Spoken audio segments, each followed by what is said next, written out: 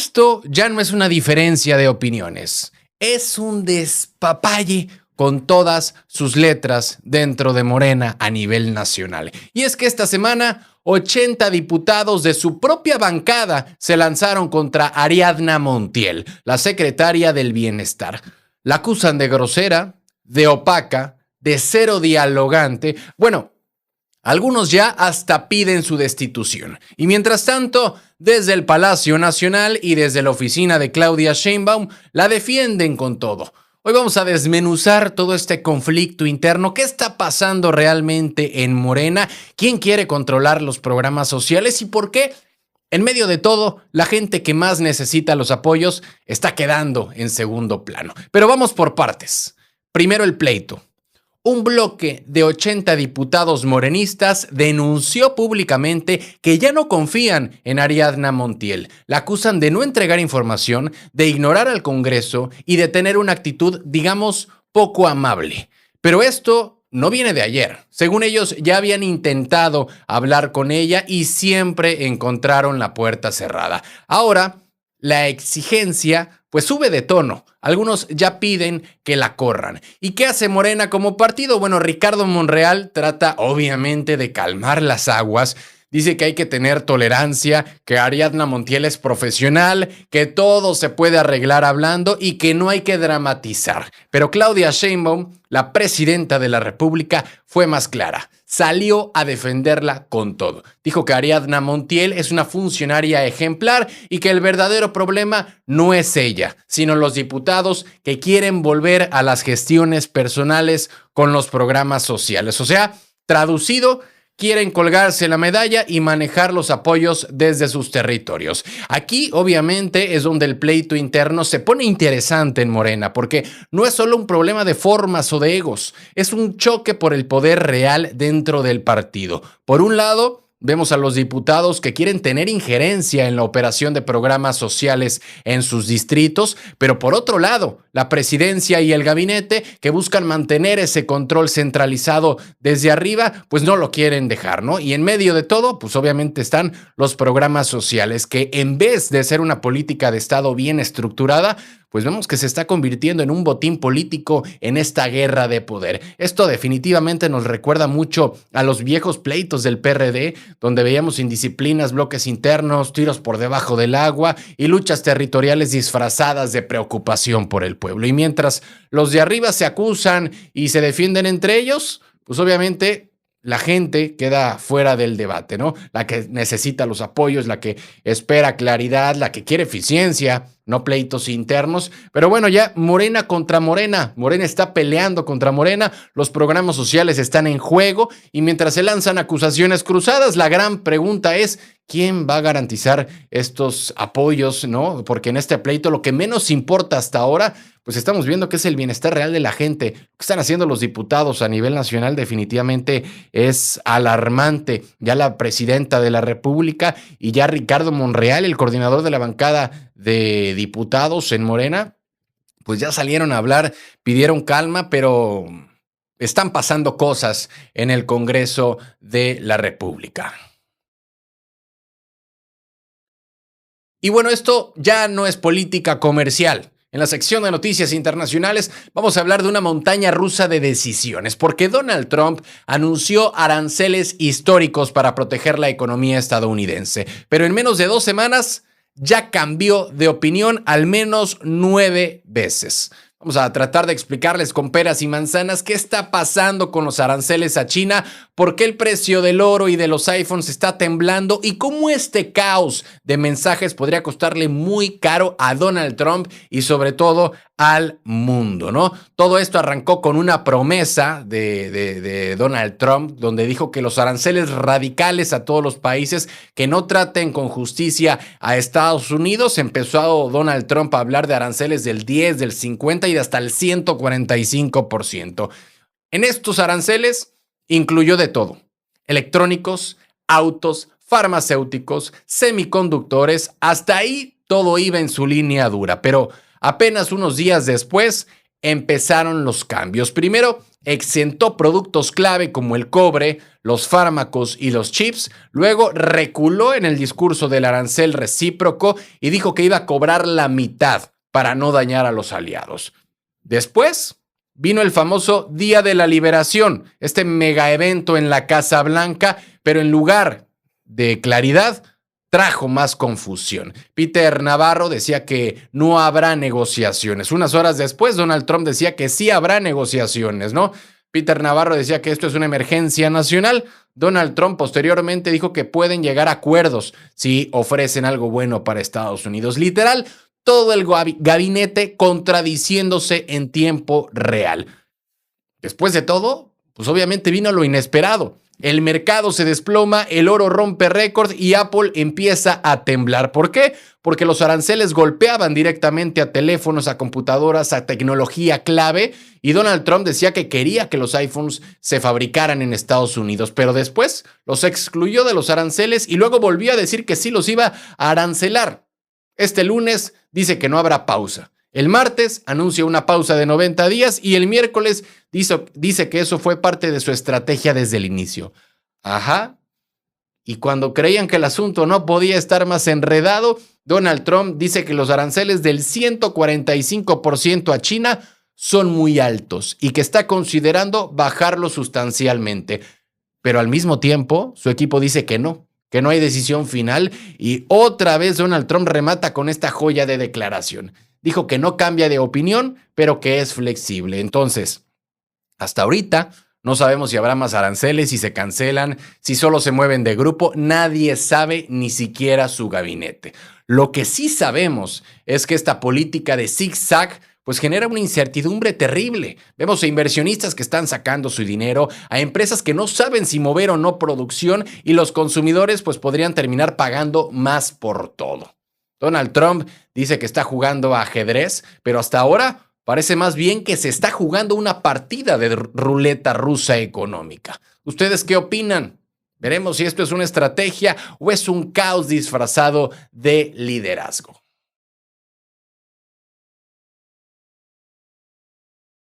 En las noticias locales, la deuda de Veracruz con el SAT no empezó ayer. Vamos a hablar de esta deuda con el SAT.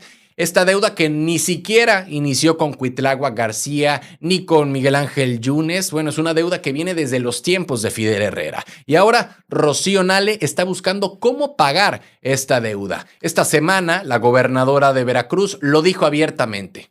Es una deuda muy, pero muy alta. Viene creciendo desde hace 4 sexenios y si no se paga ahora, los intereses podrían consumir al Estado. Vamos a tratar de explicarles qué es lo que se debe, quién lo dejó, cómo piensa pagar Rocío Nale y por qué este tema puede marcar la narrativa financiera desde su sexenio. Y es que algo que los propios morenistas defendían de Cuitláhuac García, que había bajado la deuda, ya lo dijo Rocío Nale refiriéndose al tema de la deuda con el SAT. ¿Han pasado los sexenios? Entre paréntesis, incluyendo el de Cuitláhuac García, que es de Morena, y esta deuda, en vez de bajar, sigue creciendo. Todo esto comenzó con una pregunta de la prensa local durante el Día del Policía Veracruzano, cuando le lanzó una cuestión a Rocío Nale. ¿Hay una deuda con el SAT? Rocío Nale respondió sin rodeos, sí, pero no es de Cuitláhuac. Viene desde el final del gobierno de Fidel Herrera, creció con Duarte y se mantuvo con Yunes. Según Rocío Nale, Cuitláhuac pagó lo que le tocaba durante su administración, pero el problema es que la deuda es muy, pero muy vieja y los recargos no han parado de crecer. Ahora, ¿de qué tamaño es esta deuda para Veracruz? No dio cifras exactas, pero sí dijo que es una deuda muy, muy alta, que la mayor parte viene del sistema educativo y de salud, y es una deuda que se ha convertido en una bola de nieve por los intereses acumulados. La buena noticia es que, según Rocío Nale, es que ya se está negociando con el SAT. Con el respaldo de la presidenta Claudia Sheinbaum, lo que están buscando es que Veracruz sea incluido en un mecanismo especial llamado deudor cumplido, una especie de instrumento que les permite negociar y pagar sin penalizaciones adicionales. El plan es el siguiente: pagar toda la deuda en 10 meses, aunque el SAT le dio 12 meses. Ya se hizo un primer pago de 2.800 millones de pesos con recursos estatales y todo esto va separado de la deuda bancaria que también está siendo atacada por su gobierno. Vemos cómo Rocío Nale insiste en que este acuerdo es una oportunidad única. Dijo que si no se aprovecha, el Estado seguiría cargando esa deuda durante años. Y es que más allá de los pagos, pues el mensaje que manda Rocío Nale es un mensaje político y financiero. Quiere posicionar a Veracruz como un ejemplo nacional de disciplina fiscal, quiere mostrar que su gobierno sí dialoga con el SAT y sí enfrenta los pasivos y al mismo tiempo marcar distancia con los gobiernos anteriores, porque esta deuda no solo es dinero, es también una narrativa, es una manera de decir los de antes no lo pagaron y yo sí. Entonces, ¿qué tenemos?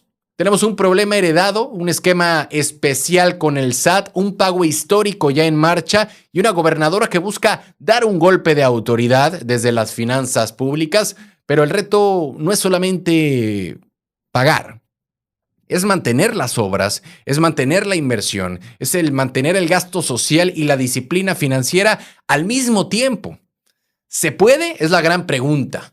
Veremos si Veracruz logrará ser ejemplo nacional en finanzas o la deuda seguirá marcando el sexenio. Y bueno, pasando a la sección de noticias empresariales, Volkswagen va a empezar a exportar coches desde China, pero no a Europa ni a Estados Unidos. ¿A dónde va a exportar Volkswagen estos coches desde China? Los va a exportar a Asia, Medio Oriente y sí, también a alguna parte de Sudamérica. Y es que la automotriz alemana anunció esta semana una nueva estrategia comercial para aprovechar su capacidad de producción en China, pero también para enfrentar una industria que cada vez le pisa más los talones. Todo esto arrancó en un evento previo al Salón del Automóvil en Shanghái. Ahí fue donde el director de Volkswagen en China explicó que la compañía tiene capacidad instalada que no está usando. En China la demanda de autos se estancó en 22 millones de unidades al año desde el 2019, así que hay que buscar nuevos destinos para esos autos que no se están vendiendo ahí. Y la solución es el exportar a otras regiones como el sudeste asiático, Medio Oriente y especialmente Sudamérica. Pero, ¿por qué no exportar desde China a Europa o a Estados Unidos? Bueno, la respuesta es estratégica y de cierta manera política, hay que decirlo. Estas tensiones comerciales entre Estados Unidos y la Unión Europea pues están imponiendo aranceles muy fuertes a autos eléctricos hechos en China. También están buscando el evitar represalias porque Volkswagen quiere mantenerse en buenos términos con los gobiernos que protegen su industria automotriz. Y además, pues tienen fábricas locales en esos mercados que aún pueden aprovechar. Por eso, el único modelo que sí exportarán a Europa desde China será el modelo Tavascan, un subeléctrico de su marca Cupra, pero ¿qué modelos son los que están pensando exportar desde China a Sudamérica? Bueno, aún no hay una lista confirmada, pero sabemos que Volkswagen está desarrollando una nueva plataforma flexible que permite conducir tanto vehículos eléctricos puros y también vehículos con extensores de autonomía, es decir, con un motorcito de combustión que alarga el rango del auto. Este sistema les permite adaptarse a regiones donde aún no hay suficiente infraestructura eléctrica, como muchas zonas en Latinoamérica. Y ese es justo el tipo de auto que podría funcionar en países como México, como Perú, como Brasil, porque también es un mensaje interno para la industria china. Volkswagen no quiere desaparecer en el mercado más competitivo del mundo. Ya la compañía está perdiendo participación frente a fabricantes locales como BYD o NIO, unas empresas que están avanzando rapidísimo en la tecnología. Están avanzando también en costos, en conducción autónoma, y es por eso que ya Volkswagen lo dijo claramente. Dicen que tienen que ser tan rápidos y tan competitivos como una startup china, ¿no? ¿Cuáles son los ingredientes, obviamente, del éxito? Pues una conducción asistida, flexibilidad tecnológica y sobre todo control de costos, es decir, velocidad, innovación y eficiencia. Vamos a ver cómo Volkswagen se está replanteando su mapa de exportación global porque China deja de ser solo un mercado consumidor. Estamos viendo cómo se convierte en su base para conquistar otras regiones y eso incluye Sudamérica. Lo que veremos en los próximos años son más autos Volkswagen hechos en China circulando en las calles de nuestros países. Veremos si será buena idea o si llegará a afectar la producción local en México o Brasil. Y bueno, ya que estamos hablando de coches, estamos hablando de empresas internacionales, ¿por qué no hablamos en este momento de Tesla, que necesita una victoria urgente? Y es que la compañía que alguna vez lideró la revolución de los autos eléctricos está perdiendo ventas, está perdiendo reputación y está perdiendo miles de millones en valor. Todo esto mientras Elon Musk promete un coche más barato, promete robotaxis, promete inteligencia artificial y un futuro que no termina de llegar. Pero, ¿qué está pasando realmente con Tesla? Vamos a explicar el por qué los inversionistas están nerviosos, qué pasa con el famoso Tesla barato y si el plan de los robotaxis va en serio o es puro humo de Elon Musk. Y es que este martes Tesla presentó los resultados y los inversionistas solo quieren dos respuestas. ¿Dónde está el auto barato? ¿Y qué pasó con los robotaxis? Elon Musk había prometido lanzar un vehículo más accesible a mediados de este año, pero la agencia Reuters reveló que ese coche, una versión reducida del Model Y, se retrasó por meses. Y si termina siendo solo otro Model Y más barato, ya los analistas dicen que el mercado podría decepcionarse. ¿Por qué? ¿Por qué tanta presión? Porque Tesla está en su peor momento por años. Las ventas han caído, los márgenes están desplomando y la competencia de China se los está comiendo vivos. La empresa ya está dando incentivos, está dando recortes y hasta cargas gratis para tratar de vender. Y aún así con tanta promoción, las entregas van en picada. Solo este trimestre se estima que el margen bruto automotriz cayó 11.8%, el más bajo en mucho tiempo. Y por si fuera poco, los Cybertrucks también están en descuento y ya hubo retiros por fallas de seguridad. Ahora, vámonos con la gran promesa de Elon Musk de los robotaxis. Elon dijo que para junio arrancarían servicios sin conductor en Texas y para fin de año también en California. Pero esto suena muy familiar porque lleva prometiendo autos autónomos desde hace casi una década y nunca, hasta la fecha, ha cumplido. Además, no tiene todavía todas las aprobaciones regulatorias y la seguridad de un auto sin conductor sigue siendo una bomba de tiempo legal. Y a eso, súmenle que el proyecto del robotaxi estrella, el Cybercab, pues podría estar en pausa. Y podría estar en pausa porque Tesla frenó la importación de los componentes chinos por culpa de los aranceles de Donald Trump del 145%. Y mientras todo esto pasa, hay otro problema, y es que ese problema tiene nombre y apellido. Elon Musk, el CEO de Tesla, está más enfocado en su papel dentro de la administración de Donald Trump, liderando recortes federales de empleos y dejando a Tesla sin timón. Ya hay protestas, hay vandalismo en salas de exhibición, hay caídas de reputaciones en California, su mercado más fuerte, y la acción ha perdido un 40% de su valor este año. Estamos hablando de más de $500 millones evaporados. Entonces, ¿Tesla está en problemas? Sí. ¿En problemas gravísimos? ¿Está acabado? No, hay que decirlo. Lo que necesita es lo que dijo uno de los analistas. Lo que necesitan es que Elon Musk debe dejar la política y volver a enfocarse en Tesla. Porque entre el coche barato retrasado, los robotaxis aún en el aire, los Cybertrucks con problemas y un CEO más metido en Twitter y en política que en las plantas, pues vemos cómo la empresa Tesla no solo está perdiendo ventas, está perdiendo rumbo. Y bueno, ya los inversionistas están sumamente preocupados. En la sección de noticias internacionales, después de 2 años de guerra, Vladimir Putin abre la puerta a una negociación directa con Zelensky. Pero, ¿cómo creen que lo anunció? Mientras bombardeaba más de 70 puntos en Ucrania y después de romper una tregua de 30 horas por la Pascua ortodoxa. Veremos si esto es una maniobra diplomática real o solo una jugada para ganar más tiempo, para mover tropas y para desgastar al enemigo. Y es que todo comenzó con una tregua temporal Vladimir Putin, el presidente de Rusia, decretó un alto al fuego de 30 horas durante la celebración de la Pascua Ortodoxa, una medida unilateral, una medida sin acuerdo con Ucrania que entró en vigor el pasado sábado y fue desde el inicio que Kiev la calificó como una trampa. Al parecer, no se equivocaron. Zelensky acusó a más de 2,000 violaciones a la tregua, hubo bombardeos en ciudades como Dnipro y Mykolaiv y drones rusos que siguieron atacando la infraestructura civil. Pero mientras caían misiles, Vladimir Putin salía en televisión hablando de paz. Dijo tener una actitud positiva hacia un acercamiento diplomático. Dijo que la propuesta de Zelensky para ampliar la tregua a 30 días está bajo estudio y que Moscú no descarta conversaciones bilaterales con Kiev. Fue su vocero que agregó que quieren abrir canales de diálogo directos, algo que no ha pasado desde los primeros meses de guerra.